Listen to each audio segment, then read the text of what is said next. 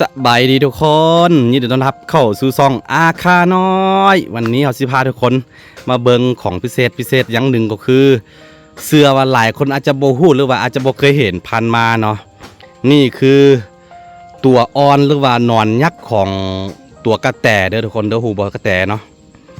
นี่ถ้าว่าเป็นคนป่าคนโดยอาจจะบ่ฮู้เด้อทุกคนเด้ออันนี้เบิ่งไปเบิ่งมาคล้ายๆคือบงยักษ์แม่นบ่แต่ที่จริงมันคือตัวกระแตเด้อทุกคนเด้อตัวอ่อนของกระแตเนาะเวลาแก่ตัวมันจะกลายเป็นกระแตนะนี่เห็นบ่มีหางเห็นบ่นี่มีหางมีตีนมันสิกินใบไม้แบบนี้แหละทุกคน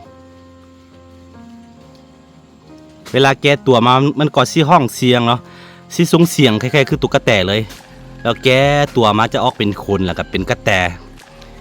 ตัวเป็นๆที่มันกินผลไม้ปลาไม่อย่างไรเนาะเดี๋ยวสิให้ตัวอย่างเสี่ยวตัวอย่างให้ทุกคนได้เบิ่งกันเนาะ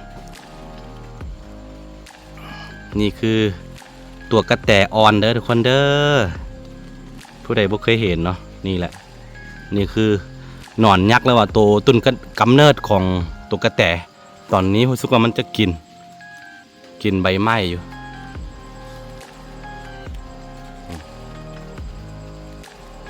มันดิ้นคือถ้าว่าเขาไปกวนมันดิ้นเดี๋ยวสิลองเบิ่งพอดีเขามาอนามัยเฮือนแหละก็เห็นเนาะดูข้างๆเฮือนเขา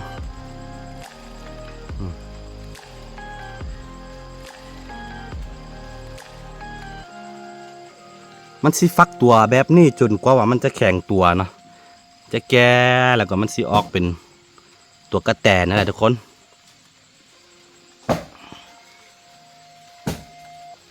โอ้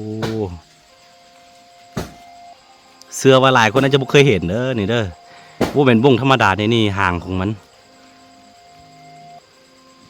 เดี๋ยวขอสิลองติดตามแบบว่าอัปเดตให้ทุกคนได้เบิ่งกันได้เลยถ้าว่ามันบ่หนีไปใส่เนาะนี่แต่ว่าเสียดายมันมีมดนะเมื่อกี้มดไปตอมมันเราจึงเห็นมดตอมแล้วมันดิ้นเนาะเขาก็เลยว่าพอดีเห็นมันมีมดแดงมันกินใบไม้เป็นอาหารนี่ของแท้เด้อทุกคนเด้อ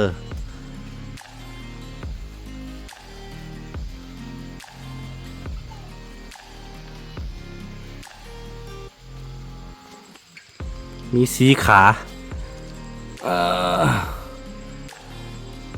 เวลาแก้ตัวมันแล้วมันน่าจะลอกคราบนะลอกคราบออกมาเนาะจึงจะเป็นตัวกระแต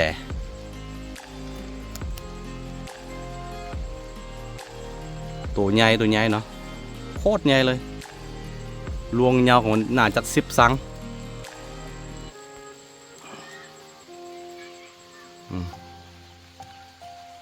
นี่คือความงดงามของธรรมชาติเนาะธรรมชาติสร้างขึ้นมาแบบว่ามันมีวงจรชีวิตของมันแต่ละระยะคล้ายๆคือแมงผีเสื้อนี่แหละนี่นะ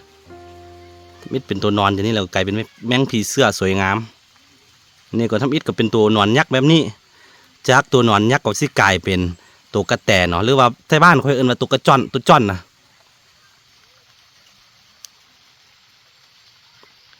นี่โอเคทุกคนประมาณนี้เนาะถ้าว่ามันบ่หนีไปใส่เนาะหรือว่าเฮาทันมันตอนมันบ่แก้ตัวแล้วมันบ่หนีก่อนนะเดี๋ยวให้สิอัปเดตให้ทุกคนได้เบิ่งกันไปเรื่อยๆทุกคนเด้อโอเคประมาณนี้สวยงาม